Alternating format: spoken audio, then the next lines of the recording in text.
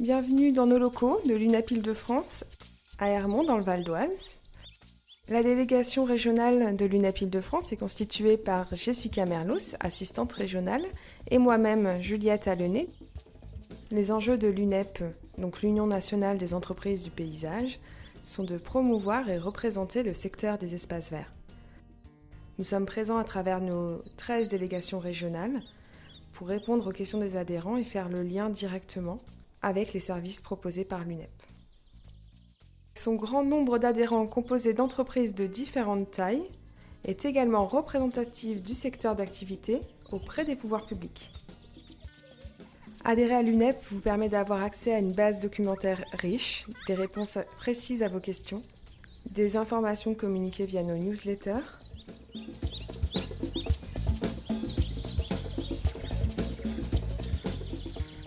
Vous souhaitez nous rencontrer? N'hésitez pas à nous appeler.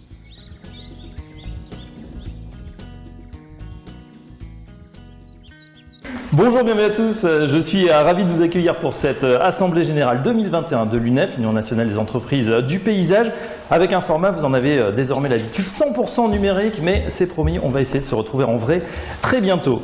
Alors le but de cette AG, c'est bien évidemment de regarder ce qui s'est passé durant toute cette année 2020, très particulière, de voir ce qui a été mis en place dès les annonces du confinement, du premier confinement, pour continuer entre professionnels à échanger, à partager et bien sûr à travailler aussi normalement que possible. Au-delà, quelles sont les perspectives qu'on peut tracer pour 2021? Quels sont les chantiers qui vont être mis en place? Cette année, c'est vrai, est déjà bien entamée. On verra quelles sont les lignes de force. Alors, nous allons voir tout ça ensemble avec nos invités.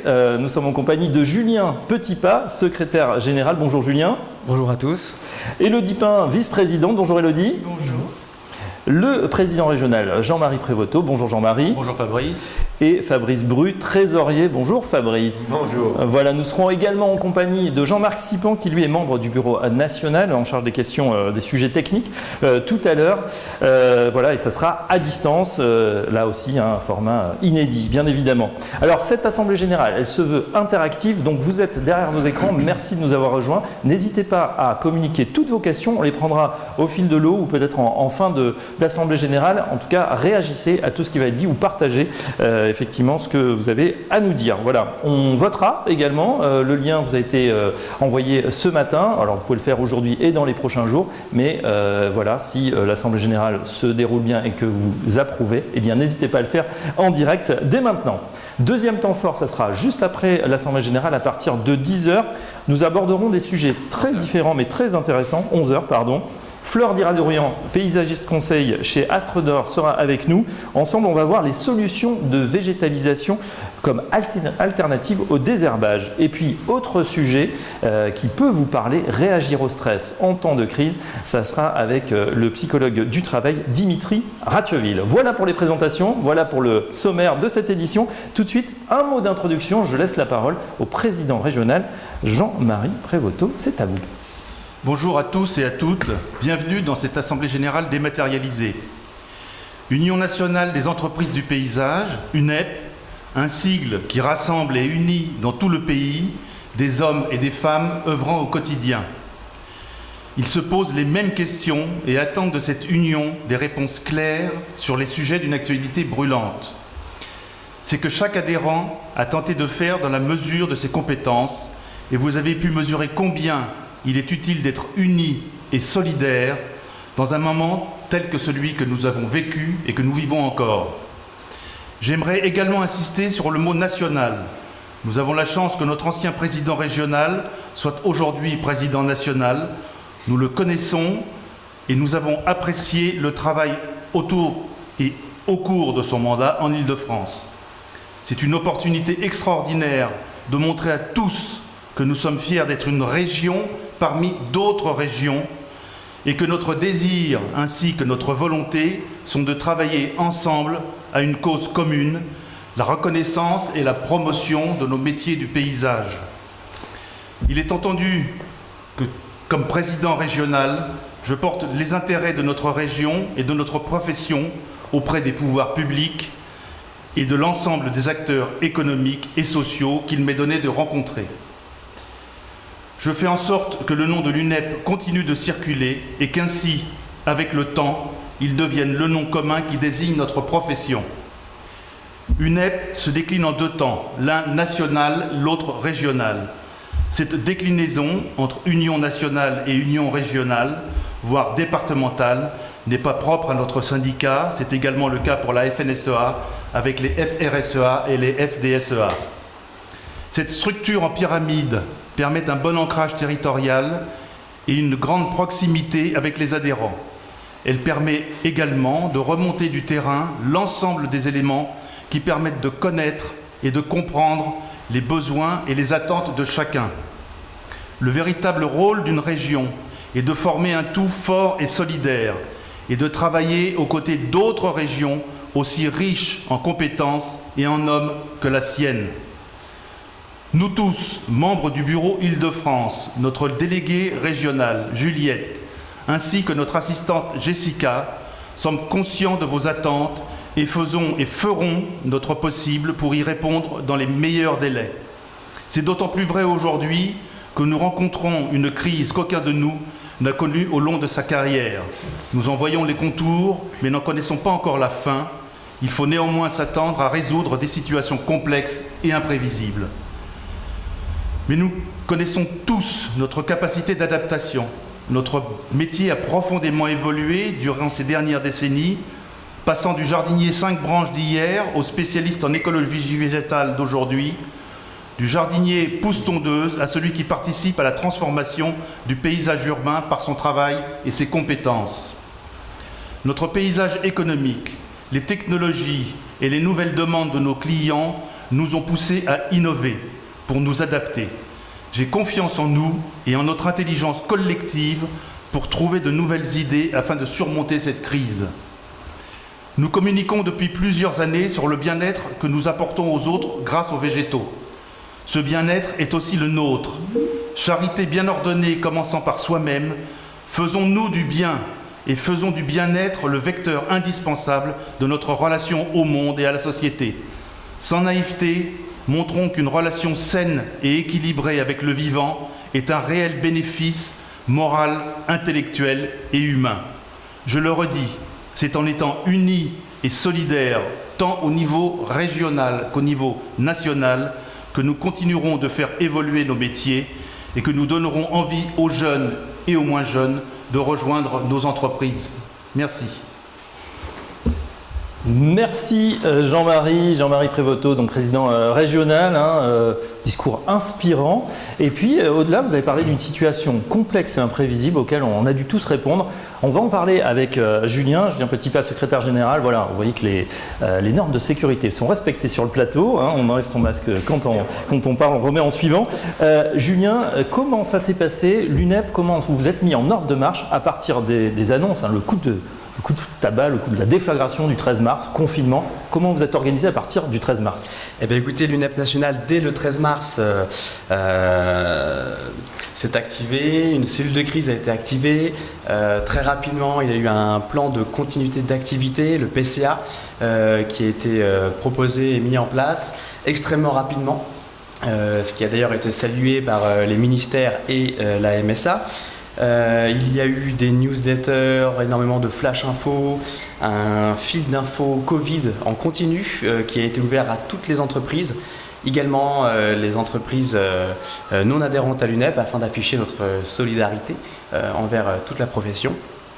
Également, de nombreux modèles de courrier ont été proposés concernant l'activité partielle, les surcoûts, beaucoup de mises à jour sur les documents types sociaux, donc vraiment une très forte mobilisation de l'UNEP nationale.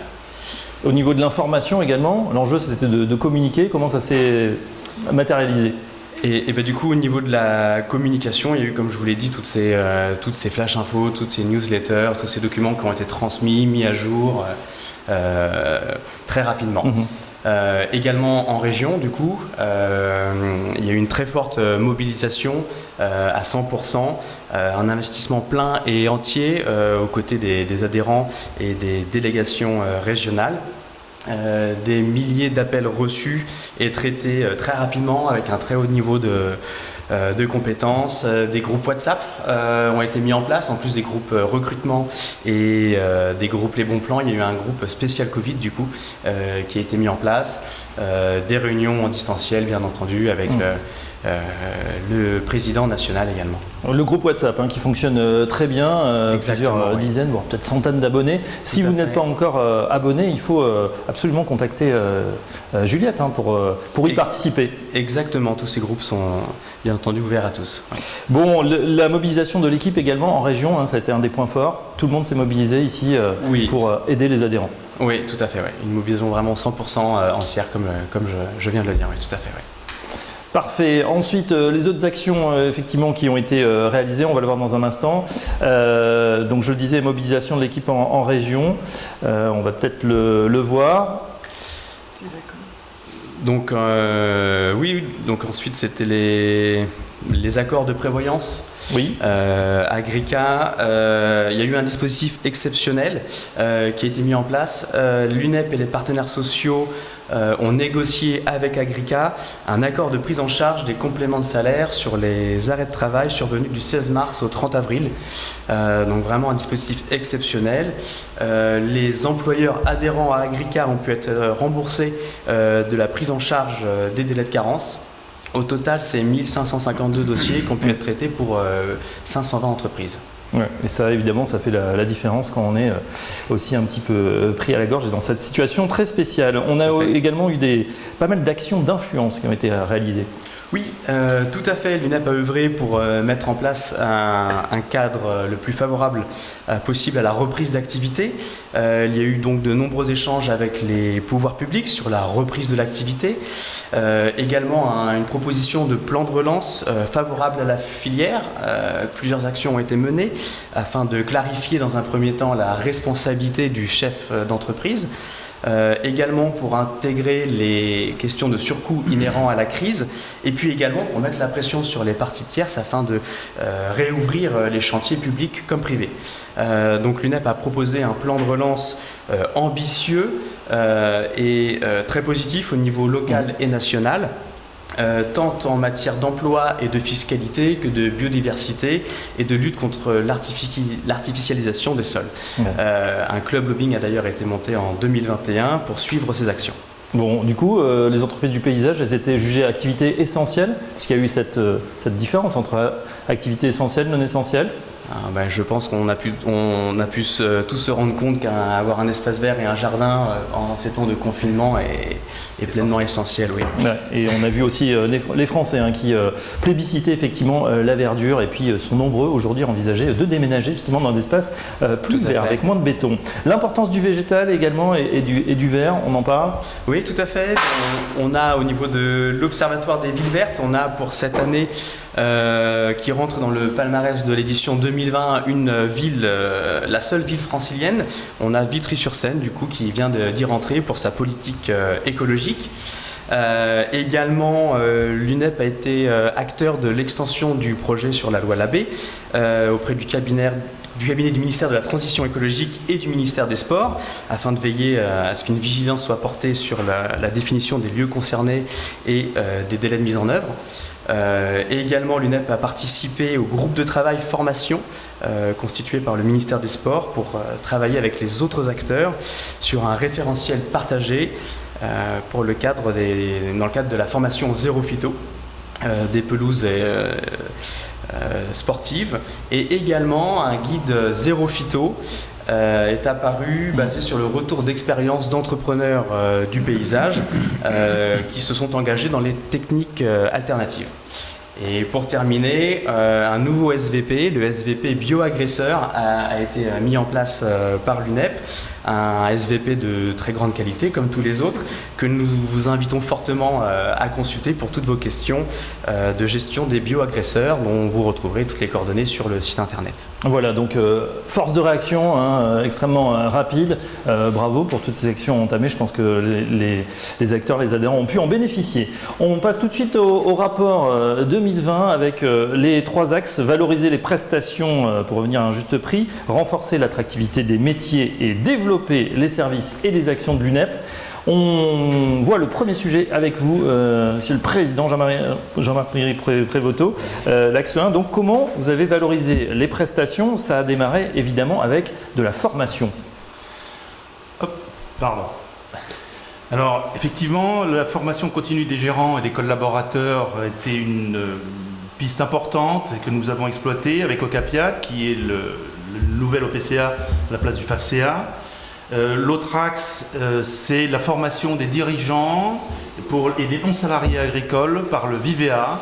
Vivea s'est aperçu qu'on utilisait très peu ces services et on sait pourquoi. On avait de grandes difficultés à les joindre, enfin à avoir un suivi. Ils en ont pris conscience et ils font tout aujourd'hui, ils se rapprochent de nous pour que l'on puisse effectivement utiliser les services. Très bien. On a également des règles qui ont évolué, des règles professionnelles, avec 35 règles finalisées. Alors les 35 règles professionnelles, ça y est, ont toutes été écrites et éditées, ont été envoyées aux écoles afin que les professeurs et les élèves de nos professions utilisent ces règles pour leur avenir et une parfaite connaissance.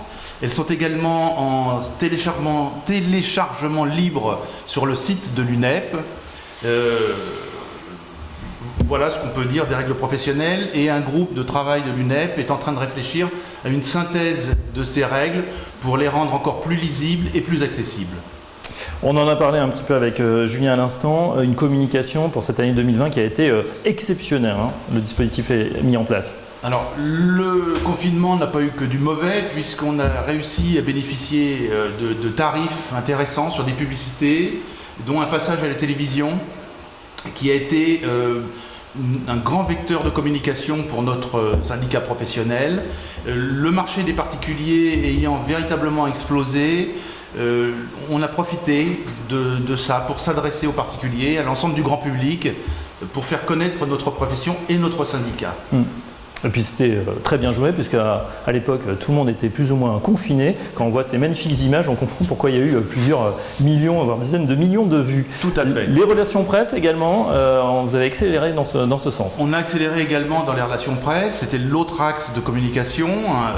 On a fait dans la presse grand public, comme le journal des femmes numéro Jardin, de la presse spécialisée. Il y a eu aussi la radio à laquelle on est passé, c'est-à-dire on a vraiment pris conscience de l'importance de la communication. On est aussi beaucoup plus présent sur les réseaux sociaux, Facebook, LinkedIn, Instagram récemment je crois, et c'est extrêmement important. En attendant Snapchat, Twitter et tous les autres. Mais bon, il y en a beaucoup. Attendant les autres, oui. Chacun son tour. Alors, on parle également de votre rapprochement avec tout ce qui est producteurs de végétaux qui, eux, ont été également sévèrement touchés par cette crise. Alors, effectivement, les producteurs ont été très touchés par cette crise d'approvisionnement. L'UNEP s'est rapproché de l'Union des producteurs. On a signé une charte en 2018 d'achat local qu'on a relancé, et on a signé un courrier de soutien envers la filière de production, de manière à ce que les producteurs franciliens soient proches des entrepreneurs, et ça fonctionne assez bien. Bon, voilà pour les producteurs. Vous n'avez pas été inactif non plus pour tout ce qui est lutte contre le travail illégal. La région a signé une convention contre le travail illégal. En 2019, plusieurs signalements ont été transmis à la MSA et à la Directe de gens qui travaillaient d'une manière pas très légale, on va dire. Si c'est illégal, c'est pas légal. Et ça fonctionne bien. L'ensemble des régions françaises ont signé des conventions. Il reste une région qui l'a signé récemment, ou qui doit la signer récemment. Pour le service à la personne, nous avons édité une plaquette qui explique qu'il vaut mieux passer par le service à la personne ou par une entreprise plutôt que de faire travailler les gens d'une manière illégale, avec les risques que cela comporte, tant pénal que financier. Voilà, donc une action qui est toujours bon effectivement de rappeler. Enfin, le fascicule 35. Mais le fascicule 35 a été refondu pour mieux cadrer la commande publique, garantir un juste prix et intégrer les nouveaux défis environnementaux et sociétaux, le respect de la biodiversité, la durabilité des ouvrages, l'amélioration du cadre de vie la prise en compte de la santé et du lien social, elles ne sont pas encore parues, car comme j'aime à dire, dans l'administration, tout est urgent, mais rien n'est pressé. Voilà, donc communication, aspect réglementaire, des partenariats. Là aussi, on voit que l'idée, c'était bien sûr de valoriser ces prestations, et ça a été fait. Deuxième axe, c'est avec vous, Élodie. Élodie Pain, on va voir comment vous avez travaillé pour, là aussi, renforcer l'attractivité des métiers. L'enjeu, évidemment, attirer les talents. Voilà, là aussi, comme dans d'autres entreprises, c'est une véritable guerre des talents. Il faut donner envie, et c'est passé aussi par des axes de communication forts. Notamment, vous êtes sorti des murs pour aller visiter les salons. Oui, tout à fait. Il y a un des plus grands en France, je dirais, qui est connu, pas dans le monde entier, mais à mon avis presque, le salon de l'agriculture. On a eu la chance de participer sur l'espace avec l'interprofession Valor. Donc on a partagé le stand avec eux et d'autres professions du coup de notre secteur. Ça a été un stand qui faisait 350 mètres carrés, donc qui était assez conséquent. Et donc du coup on a aussi partagé ce salon donc avec le groupe Valor, et ça nous a permis nous d'organiser les fameuses WorldSkills. Donc on a allié ces deux faits, c'est-à-dire une bonne visibilité sur notre profession, mais aussi de mettre en avant donc, des jeunes talents, donc les WorldSkills, les anciennes Olympiades des métiers. On rappelle en quoi ça consiste? Alors en fait c'est 460 jeunes, je suis un peu précise, c'est marqué, mais inscrits donc aux sélections régionales. Ils s'affrontent entre guillemets gentiment, mais surtout plein de métiers. En tout cas nous, notre métier est représenté en tant que jardinier paysagiste. Et donc nous, on a organisé pour la première fois une vraie sélection régionale qui s'est faite donc, sur du grand public, où donc 4 binômes se sont affrontés, donc de 4 écoles différentes. C'était Saint-Germain, l'EA, SFI, les Compagnons et l'école du Breuil. Donc 4 binômes de ces écoles-là, enfin de chaque école, se sont affrontés pendant, si je ne veux pas dire de bêtises, je crois 2 jours, pour faire donc un jardin qui était travaillé en amont sur des plans. Ça a permis, donc ce que je disais, une grande visibilité de notre métier, qui effectivement, je rejoins ce que disait Jean-Marie, il faut qu'on nous voit, il faut qu'on sache ce que veut dire UNEP. Et avec le Salon de l'Agriculture, ça nous a permis effectivement cette visibilité importante, un contact avec les jeunes, un contact avec nos partenaires aussi, qui ont été très motivés sur les matériaux, sur l'organisation du stand, et aussi nos adhérents qui ont aussi fortement participé, tant au niveau du jury qu'à coacher les binômes aussi. Voilà. Donc belle mobilisation, très grosse mobilisation. Juste avant que le salon soit un petit peu écourté, évidemment. Le dimanche, enfin le samedi soir, on n'a pas pu faire la remise. Oui, c'était déjà le monde était... d'après. On voit les lauréats en bas à gauche. C'est ça, en bas à gauche. Écrans. Donc Clément Carouet et Alexis Pancac de l'école du Breuil sont sortis vainqueurs. Donc on espère qu'ils vont aller encore plus loin pour les couleurs de l'Île-de-France. Voilà, salon de l'agriculture, il n'y en aura pas eu en 2021, on espère pour 2022 vous serez présents. Et puis il y a les salons aussi Jeunes Avenir. Tout à fait, il y a eu quand même le salon Jeunes Avenir, donc qui est en collaboration stand commun cette fois-ci avec la MSA, donc aussi un des partenaires incontournables dans notre secteur, et qu'il faut qu'on continue à se mobiliser avec eux. Donc c'est la 2e année que l'on participe, mais c'était la 8e édition. Idem, très très grande visibilité pour la jeunesse, donc pour attirer toujours le même objectif, les talents, et une bonne visibilité aussi pour le grand public, mais visiblement aussi pour le passage du ministre du Travail qui est quand même venu, donc c'est aussi un point important. Exactement, voilà pour les salons, la visibilité. Bon, pour les talents, il faut quand même aller à la source, c'est-à-dire aller voir du côté de Pôle emploi. Tout à fait. Alors on a valorisé aussi pour attirer les talents, c'est des formations innovantes. Alors on essaie de lancer des nouveaux sujets avec donc avec le Pôle emploi et Ocapiat, des partenaires incontournables aussi. Ils ont lancé le POEC, donc ce qui veut dire le préparation opérationnelle à l'emploi collectif. C'est une formation valorisante qui dure donc sur 4 mois et qui permet effectivement de réintégrer des gens dans notre milieu qui cherchent effectivement beaucoup de collaborateurs, et donc avec ces 2 organismes, on essaye d'avancer sur le sujet et de participer effectivement à la formation de nouveaux types de personnes qui seraient intéressées pour venir chez nous. Formation valorisante, 4 mois. Ce partenariat avec Pôle emploi, il est déjà engagé depuis plusieurs années. De toute façon, c'est un partenaire incontournable. Donc on continue à faire ce fameux maillage départemental. On compte sur chacun, même au niveau de nos adhérents, de continuer à développer ce réseau-là, parce qu'effectivement, Pôle emploi est quand même à la base la source même des demandeurs d'emploi. Donc on a organisé avec eux et on se rapproche avec eux des réunions d'information pour présenter nos métiers aussi, pour apporter des éléments concrets au niveau de Pôle emploi qu'ils n'ont pas forcément. Nous on connaît, on sait vendre nos métiers, on sait les expliquer, donc on fait un bon partenariat avec eux. Et donc ces réunions ont lieu aussi dans des centres, dans des écoles, donc ça crée encore un lien très important avec eux. Alors, on a découvert cet acronyme, le POEC, avec vous. On continue dans les acronymes avec le FAS. Maintenant, qu'est-ce que c'est? Alors, c'est la Fédération des acteurs de la solidarité. Donc, pareil, un acteur aussi important, puisqu'eux, ils sont plus sur l'insertion professionnelle. Et du coup, pareil, idem, ils nous mettent en relation. Donc, on s'est rapproché d'eux pour mettre en place un dispositif de mise en relation avec des personnes en insertion professionnelle. Et du coup, de là est ressorti le WhatsApp recrutement. On parle du WhatsApp, on est très WhatsApp en Ile-de-France, on est assez précurseur. Et du coup, on a lancé aussi le WhatsApp recrutement en collaboration avec eux, en partenariat, qui nous permettent aussi d'avoir un vivier, entre guillemets, de personnes qui sont intéressées à venir dans nos entreprises. Très bien. Tiens, à propos de groupe WhatsApp, j'en profite pour dire à ceux qui nous écoutent, n'hésitez pas à nous envoyer vos questions s'il y en a, on les prendra si on a le temps en toute fin d'assemblée générale. On poursuit, Elodie, avec un sujet qui vous tient à cœur, les réfugiés. Toujours avec le FAS, le fameux. Pareil, donc eux sont vraiment un dispositif donc, qui permet d'attirer du public réfugié qui sont assez motivés et souvent assez compétents sur nos filières. Donc pareil, ça c'est un groupe qui a été fait et créé, initié surtout par la CREF, donc un autre acronyme, la Commission régionale emploi-formation de l'UNEP, maniée de main de maître par Claude Rowe, je tiens à le saluer. J'espère que je ne dirai pas trop de bêtises. Voilà, en tout cas, ce projet a été lancé. On est un peu une région test. Ces rencontres ont permis d'identifier les barrières, tant pour eux que pour nous, et d'initier une trame de futures formations à suivre.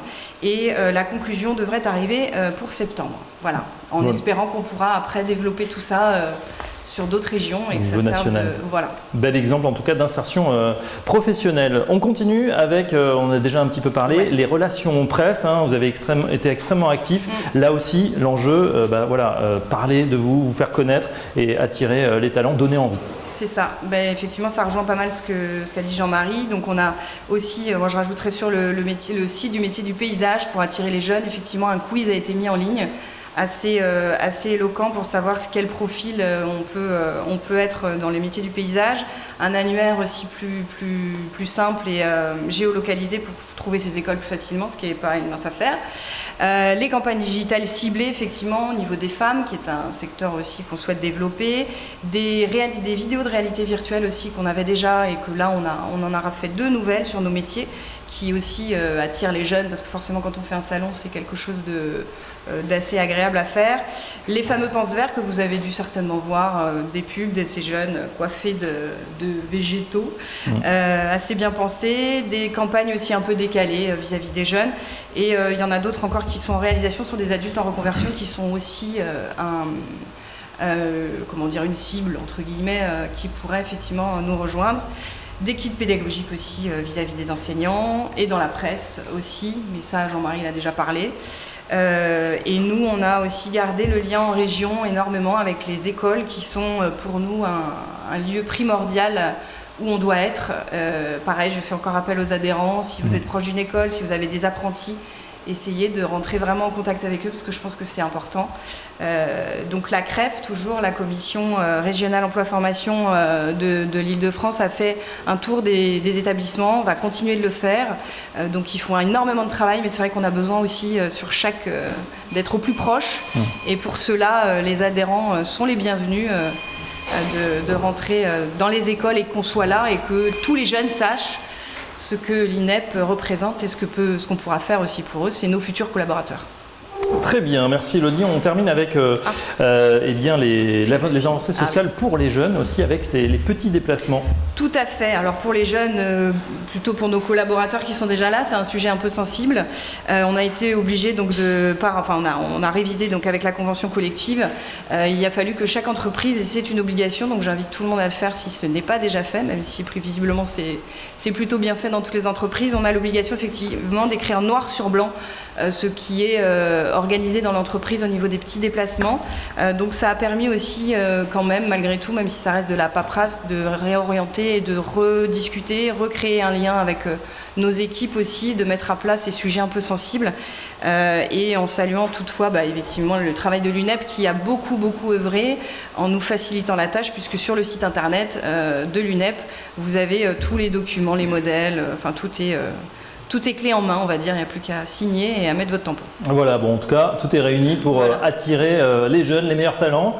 Un petit mot du lieu qui nous accueille, puisqu'on n'est pas dans un vrai studio, malgré les apparences. On a recréé ce studio pour cette Assemblée Générale à Hermont, ici, en Villefleurie d'ailleurs, dans les locaux de l'UNEP en région. Et voilà, ça explique peut-être quelques bruits parasites, des sonneries de temps en temps, parce qu'on a les bureaux effectivement pas loin. Et on les remercie de nous accueillir. Fabrice Bru, trésorier, c'est à vous. On discute avec vous du troisième axe, comment développer les services et les actions de l'UNEP. Mais tout d'abord, une question, où est-ce qu'on en est du nombre d'adhérents ? Alors, au niveau national, nous avons 3562 adhérents au 31 décembre 2020, soit 200 adhérents de plus que l'année dernière, ce qui est très bien pour notre représentativité et la capacité d'influence auprès de l'État. L'attractivité, la qualité des services est maintenant reconnue. En Ile-de-France, nous sommes 437 adhérents, ce qui représente quand même 18% des entreprises de la région. Nous avons un taux de fidélisation de 94% et un taux de satisfaction de 98%. Merci à Jessica et à Juliette qui, je suis sûr, en sont les premières satisfaites et bénéficiaires. Satisfaites, évidemment. 43 nouveaux adhérents en 2020. Oui, bienvenue à ces 43 nouveaux adhérents. C'est à noter, Fabrice, parce que c'était une année quand même compliquée. On aurait pu dire, tiens, c'est le moment peut-être de serrer un peu la vis, de réduire les budgets. Oui, non, mais aussi, ça a peut-être aussi permis à certains de se rendre compte de la force de l'UNEP. Lorsqu'on a eu cette crise, on a ouvert le site internet à tous, presque tout le site internet à tous, au renseignement, et certains ont dû voir que nous étions opérationnels, et ça leur a permis de dire, tiens, allez, on va dans l'aventure. On y va, effectivement. Alors justement, le site internet, excellente transition, on va le regarder, il a évolué, et puis je pense qu'il y avait un véritable besoin d'information toute cette année 2020. Oui, et donc il a été refait, et c'était un espace d'information et de services unique. Lors de la crise du Covid, il y a eu 5 fois plus de fréquentation que d'habitude. Mais ce site internet est aussi votre site internet pour les adhérents. C'est une sorte de mini-site pour vous. Donc il faut absolument mettre à jour votre fiche annuaire. Si vous avez besoin de renseignements, Jessica et Juliette peuvent vous aider. Et il y a aussi un tutoriel qui est très bien fait. Donc n'hésitez pas. Faites votre petit site internet à l'intérieur du site de l'UNEP. Voilà, l'appel est lancé. On parle également de tout ce que vous avez mis en place, par exemple le Salon Vert. Oui, c'était la première vraie manifestation après la crise du Covid. Alors on a eu un peu moins de participants, mais ça a été un bel événement. Et il faut rajouter que 5 autres régions ont aussi participé à cet événement. La Bretagne, le Pays de la Loire, le Centre-Val de Loire, les Hauts-de-France et le Grand Est.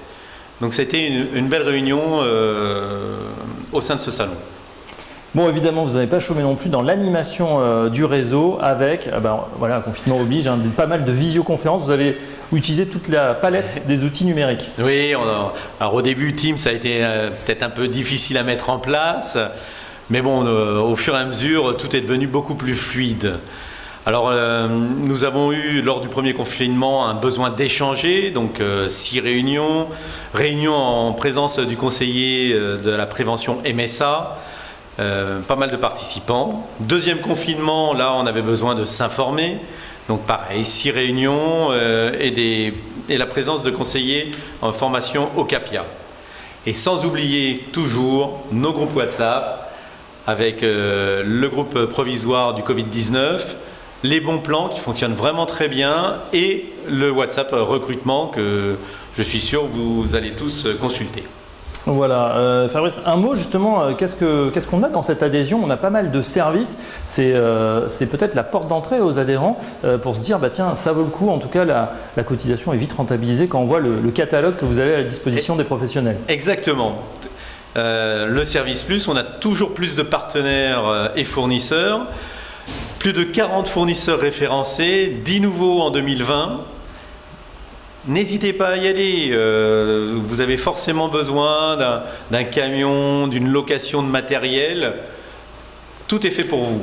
Vous avez des réductions importantes grâce à votre adhésion à l'UNEP.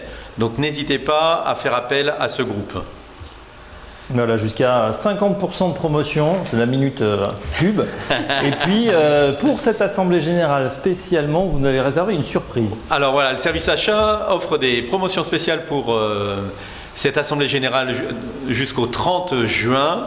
Principalement 4 fournisseurs, Fiducial, Manitou, Sharp et BioOutside. Voilà, on peut en profiter. Donc, je pense que toutes ces offres sont disponibles sur le site. Sur le site, évidemment. Voilà, n'hésitez pas à contacter Juliette, Jessica pour en savoir un petit peu plus. Le flyer, voilà, ou serviceachat@unep-fr.org.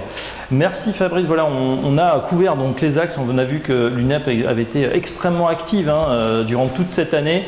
Bien sûr, pour valoriser les prestations, on l'a vu, pour attirer les talents. On a vu cette grande partie avec Elodie, et puis également pour développer l'ensemble des services, en apporter toujours plus. Bien sûr. Vous restez avec nous. On va, Fabrice, voir maintenant, puisque vous êtes trésorier, cette tâche vous échoit. Le rapport financier, où est-ce qu'on en est? Est-ce que les finances sont en bon état? Alors les finances sont en bon état. Évidemment, nous avons une diminution et des produits et des charges en 2020 liées à ce contexte du Covid. Donc les charges sont passées de 136 000 à 100 000 euros. Les produits de 139 000 à 94 000 euros. Rien de bien particulier. Les finances de l'UNEP Île-de-France sont saines. Il faut noter que nous avons dans ces charges 30 000 euros de dotation aux amortissements. Donc c'est une écriture comptable, mais on ne peut pas vraiment dire que c'est un déficit. Alors on va le voir juste après. Les charges en détail? Les charges en détail, animation régionale, presque 8 000 euros. Ce sont les diverses rencontres que nous avons faites. Les salons pour 31 000 euros. Il y a eu le salon d'agriculture et WorldSkills, le salon vert à Saint-Chéron et le salon des jeunes d'avenir. Assemblée générale virtuelle, 790 euros, évidemment peu de frais. Nous avons uniquement perdu les envois papier que nous avons réalisés. Bon, ce n'est pas très très grave. Les frais de fonctionnement, 18 550 euros. Les frais de comptable, les fournitures, les photocopies, etc. L'immobilier, 12 400 euros, y compris les intérêts d'emprunt. Dotation aux amortissements, les voilà, presque 30 000 euros. Donc c'est un montant comptable. On passe aux produits. Les produits, refacturation salon, 2 250 euros. Frais de formation de fonctionnement, 3 500 euros. Participation UNEP, animation régionale, 10 900 euros. Part régionale de l'UNEP Service, 6 700 euros. Et part régionale cotisation UNEP, presque 62 000 euros. Bon, donc les comptes sont à l'équilibre. Ils ont été approuvés. On peut dire qu'ils sont à l'équilibre au vu des 30 000 euros de dotation aux amortissements. Voilà, alors pour les aspirants comptables, effectivement, c'est plutôt la poire pour la soif, le matelas de réserve en fait, qui est là. Et donc, c'est parfait. Président, vous avez approuvé les comptes? Oui. Alors, est-ce qu'il y a on doit voter pour l'approbation des comptes? Alors justement, place au vote, effectivement, vous avez reçu un lien ce matin, je vous le disais en tout début d'Assemblée Générale. Vous pouvez évidemment voter et approuver ces rapports, les différents rapports. Je vous rappelle les règles, c'est qu'on a une entreprise, un vote. Si on a bien évidemment plusieurs entreprises, plusieurs votes. Voilà la règle. Est-ce qu'il y en a d'autres? Non. Voilà. Donc vous devez voter sur le site jusqu'à, je crois c'est écrit, alors c'est le 15 juin. C'est le 15 juin. Oui, donc voilà, c'est mardi prochain, il faut quand même... Et votez s'il vous plaît, de façon à ce que les comptes soient approuvés ou non. Voilà. Et oui, c'est le rôle effectivement de l'AG. Vous êtes participant, donc n'hésitez pas. Compte rendu de l'Assemblée Générale 2020, on vient d'en parler, rapport d'activité et rapport financier. Voilà pour cette année 2020 qu'on a bouclée. Bravo en tout cas, vous avez été extrêmement actifs, hein, le bureau, vous pouvez vous féliciter. Je pense que tous les adhérents l'ont vu. Mais maintenant, on va passer aux perspectives, évidemment, puisque tout ça continue et on espère que ça va s'accélérer en tout cas au niveau de la reprise. On va voir tout de suite le plan d'action 2021. On est en lien avec Jean-Marc Sipan du Bureau national. Est-ce que Jean-Marc nous entend ? Bonjour Jean-Marc, bienvenue à vous. Effectivement, cette table d'Assemblée générale, on disait, on vient un petit peu en avance. D'ailleurs, je vous félicite, messieurs, dames. On est dans le timing. On vient de voir ce qui s'est passé sur cette année 2020 qui a été extrêmement riche, hein, en initiatives, en communication, en relations presse, et puis un exercice à l'équipe. Donc bravo. Vous allez avec nous, Jean-Marc, tracer le plan d'action 2021. Bon, bien sûr, qui est bien entamé. On reprend finalement les 3 axes. Le premier axe, ça va être là aussi toujours de valoriser les prestations des entreprises du paysage. Et oui, tout à fait. Même si l'on constate que le Covid a eu un effet pour certains bénéfiques, puisque sur la France entière, d'après les retours que l'on a, les particuliers se sont tournés vers leur jardin. Il y a un développement de la commande sur ce secteur, avec des prix qui se sont maintenus et peut-être même qui se sont développés. Malheureusement, sur la commande publique, c'est pas tout à fait la même chose. Les marchés, les entreprises ont dû avoir une certaine crainte et les prix ont redescendu sur ce secteur-là. Donc c'est un petit peu dommage. Je vais faire justement un petit retour. On a parlé du fascicule 35, et c'est un sujet que je connais bien, sur la valorisation des prestations, puisqu'on est dans cet axe-là, pour évoquer qu'il y a une modification importante du fascicule, et notamment, je vais faire juste un petit focus sur les travaux de parachèvement comportement qui parlent à tout le monde dans ce travail. On a remplacé ces appellations par des travaux de finalisation, et qui doivent être très détaillés, distingués par tâches, séparés. Tout cela pour avoir une juste rémunération de nos travaux, et en plus qui ne seront dus que si ces lignes de prix correspondent bien à des lignes dans le TPGF ou le DQE. Donc, vous voyez, l'idée c'est bien de faire valoriser nos prestations en supprimant les impasses. Maintenant, ce sera évidemment aux entrepreneurs qui répondront de bien jouer le jeu. Mais je reviens sur la slide, après cette petite parenthèse. Malgré cela, les prestations des entreprises de paysage restent faiblement valorisées d'une façon générale, et l'UNEF s'est donné comme ambition d'accompagner les entreprises dans leur montée en compétences permettant de justifier les augmentations de tarifs, mais également de créer un environnement favorable à ceci. Aussi, l'UNEP éditera un manuel scolaire qui sera adressé, on en a parlé tout à l'heure, à tous les étudiants niveau bac minimum, et qui a pour but à la fois de mettre en avant les enseignements des règles pro, de fournir un guide pédagogique favorisant la montée en compétences, mais également en mettant en avant notre union professionnelle. La première impression devrait être de l'ordre de 4000 exemplaires.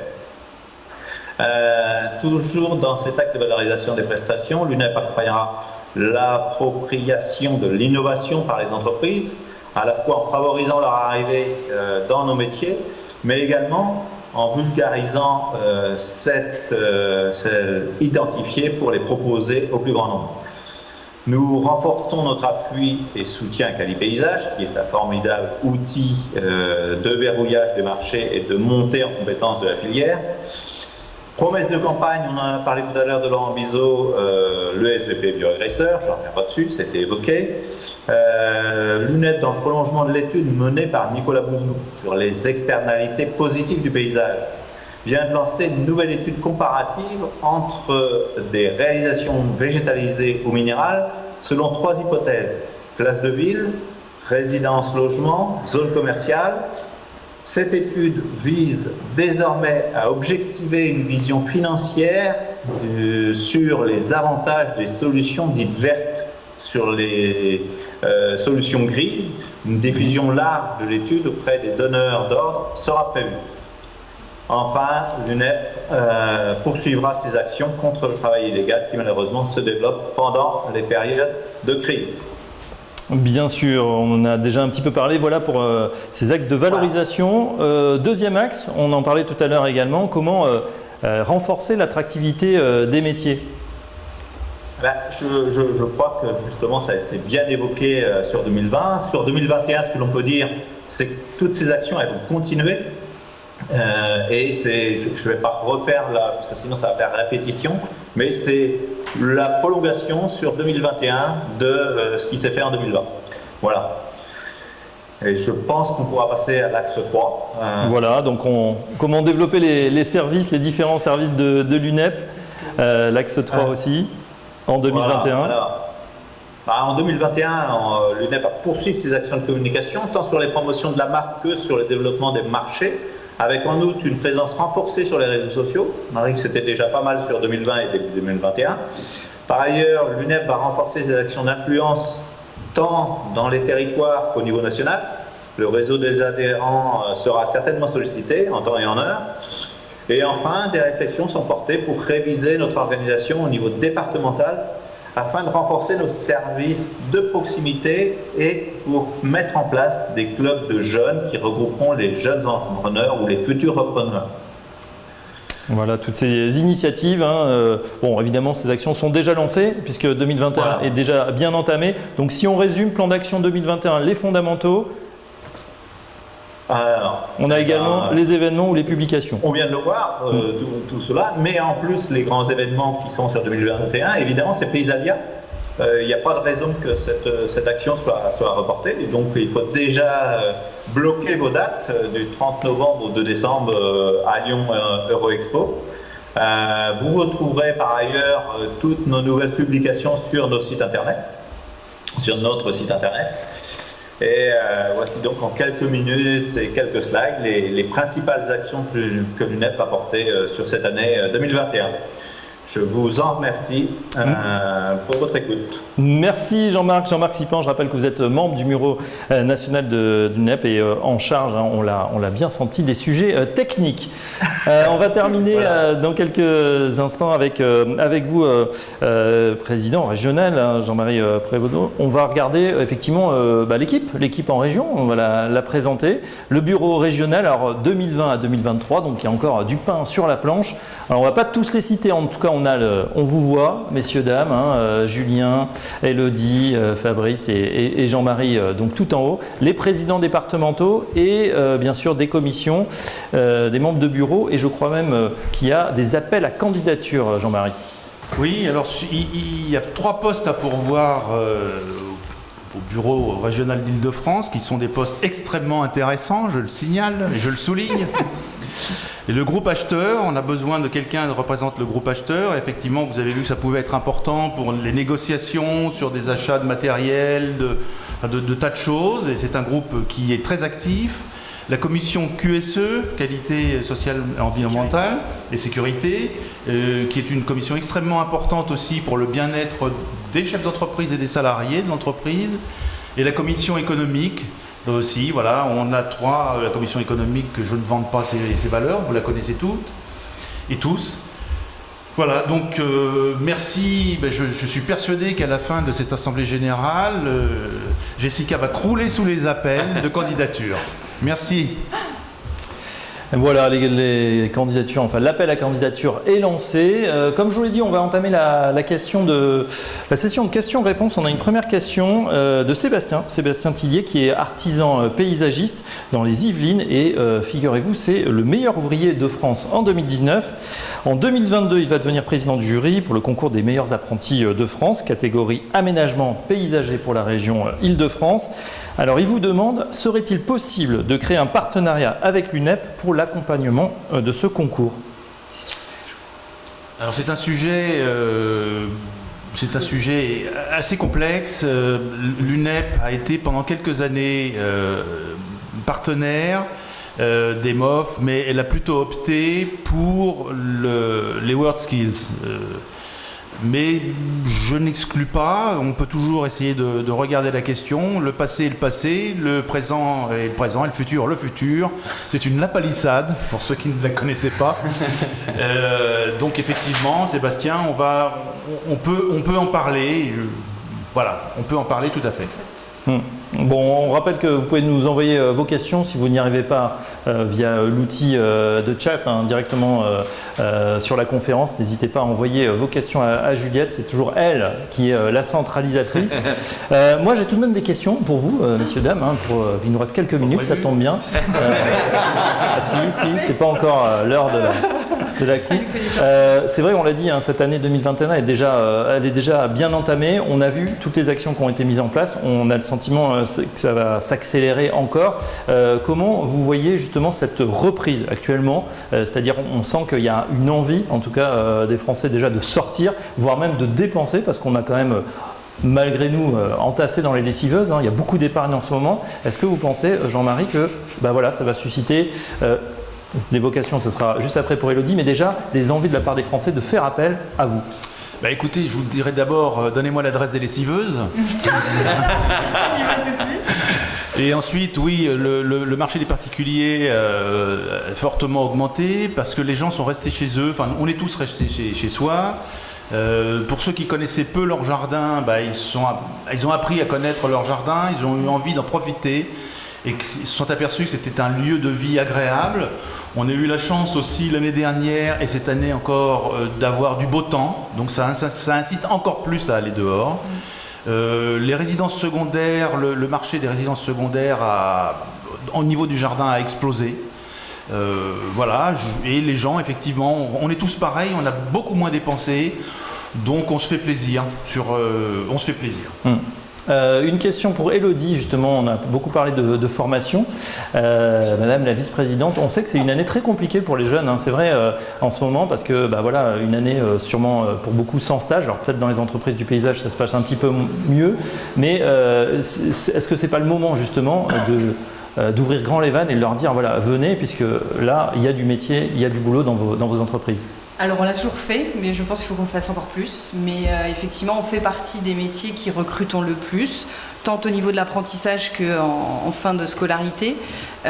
Donc on continue ça. Et d'ailleurs, je pense que j'ai oublié de dire, mais il y a des journées qui vont se faire sur les sites des écoles où on va essayer effectivement d'organiser encore plus cette relation entre les entreprises, les écoles et nos partenaires sur donc des journées professionnelles. Et on compte vraiment sur l'UNEP et sur ses adhérents pour venir. Et on se plaint tous de ne pas avoir de salariés. Je pense que c'est par l'école qu'il faut vraiment qu'on soit beaucoup plus présent et que l'UNEP soit effectivement aussi un site incontournable pour toute la jeunesse, pour l'orientation, qu'ils n'hésitent pas à venir. Et donc il faut qu'on soit beaucoup plus présent encore en continu. Ouais, le gouvernement a mis en place des aides justement pour les stagiaires, pour les apprentis. Est-ce qu'on peut en bénéficier? Bien sûr, oui, ça c'est pareil. Je pense que sur le site de l'UNEP, tout est disponible. Donc évidemment, l'apprentissage, ça a toujours été. Donc on a toujours eu cette aide-là, donc au niveau de l'apprentissage. Et effectivement, ils ont développé là sur les jeunes embauchés une aide qui est assez importante aussi. Donc la mise en place est assez simple. Donc n'hésitez pas, on peut aussi vous aider. D'ailleurs, on parle du WhatsApp, on ne va pas parler de SVP, mais le fameux SVP social, juridique de l'UNEP est quand même une manne d'informations sûres. Vous avez un problème, ne serait-ce que pour monter un dossier ou une question juridique, fiscale, un problème avec un client, il y a le SVP qui effectivement, tous ses numéros de téléphone et ses mails sont pour les adhérents de l'UNEP, en tout cas qui sont des petites structures. Qui n'ont pas forcément les assistantes et les DRH sous la main, parce qu'on est quand même souvent seul.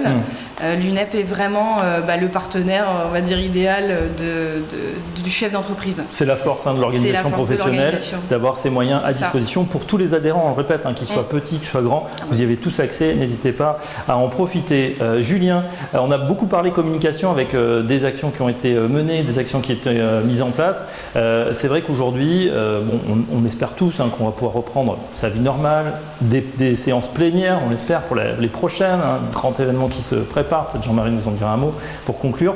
Sur la communication, vous allez continuer tous ces dispositifs, on a beaucoup parlé du site internet, des groupes WhatsApp. peut-être d'autres choses? Complètement. Alors c'est quelque chose qui existait déjà énormément avant, qui s'est renforcé du coup pendant la crise, puisque du coup le besoin de communiquer et d'échanger avec nos confrères. Donc c'est quelque chose qui va complètement continuer comme c'était avant et donc on a toujours toutes ces newsletters, tous ces groupes d'échange et toutes ces informations. Est-ce qu'il y aura des réunions physiques aussi qui vont se reprendre finalement pour partager l'information, partager les bons plans? Justement, c'est un peu comme pour tout le monde, si vous voulez. Ces visioconférences ont été l'occasion de ne plus se déplacer, donc on a trouvé quelque chose de pratique, mais commence à nous manquer maintenant un peu à tous de toute façon la réunion physique où on peut se voir et interagir sans couper la parole à un micro. Donc là, on a des prochaines réunions qui sont de toute façon prévues et des événements tout à fait en physique. Avec les masques, bien sûr, pour l'instant. Non, on pourra bientôt les enlever. Je termine avec Fabrice, une question aussi pour vous. On l'a vu, c'est vrai que des fois, les organisations professionnelles, on se dit, c'est pas pour moi, j'en ai pas besoin, je n'aurai pas le temps d'aller aux réunions. On a vu qu'il y avait quand même de sacrés avantages. Et puis, comme l'a dit Elodie, les SVP, c'est-à-dire ces numéros où on a des professionnels, il faut se dire, vu le tarif d'un avocat, on a tout intérêt à adhérer et ça sera rapidement remboursé si on a des problèmes ou des litiges. Ne serait-ce qu'une petite lettre d'avocat, vous allez vous demander au SVP de vous faire la lettre. Votre cotisation pour une petite entreprise est directement remboursée. Les locations chez Kiloutou ou Loxam, ça peut être 50%, donc c'est très très très vite. Je crois que vous en avez bénéficié d'ailleurs. Oui, d'accord. En fait, j'ai pas eu cette chance. J'avais loué un matériel et ensuite je me suis aperçu que j'aurais payé effectivement 50% de moins si à l'époque Kiloutou était déjà partenaire de l'UNEP. Mais bon. Voilà, en tout cas, vous l'avez compris, l'idée c'est d'adhérer pour ceux qui ne l'ont pas fait. Ceux qui nous regardent sont peut-être déjà adhérents, donc de faire passer le mot à vos collègues, à vos collaborateurs évidemment, ou à vos pairs en tout cas, pour rejoindre l'organisation professionnelle. On termine avec vous, Président Jean-Marie Prévoto. C'est vrai, organisation de cette AG en digital, comme on dit, en numérique. On a hâte de se retrouver en vrai. Est-ce que déjà vous avez une idée de ce qui va pouvoir se passer pour les prochains mois ou la prochaine AG ? Écoutez, j'espère très sincèrement que la prochaine AG se tiendra en présence de tout le monde. Ça nous manque de vous voir, ça nous manque de dire bonjour, ça nous manque de serrer les paluches et de boire un verre. Voilà, tout simplement, j'arrête de taper sur la table. Et on espère qu'elle se tiendra au Stade de France. Le Stade de France, pas sur la pelouse, je crois que c'est interdit, mais je sais pas. On verra, ça serait pas mal. On négocie. Ok, un grand merci en tout cas à vous tous, membres du bureau, Julien Petitpas, secrétaire général. Merci. Elodie Pain, vice-présidente, merci, c'était très clair et court finalement. Fabrice Bru, merci, trésorier émérite. Jean-Marie, quant à vous, vous allez rester pour la deuxième heure. Dans un instant, juste après la présentation des locaux, on accueille Flore Diradourian et Dimitri Ratieville, nos deux intervenants, pour réagir au stress et puis voir comment on peut trouver une alternative au désherbage avec Flore. C'est dans un instant, à tout de suite. Merci.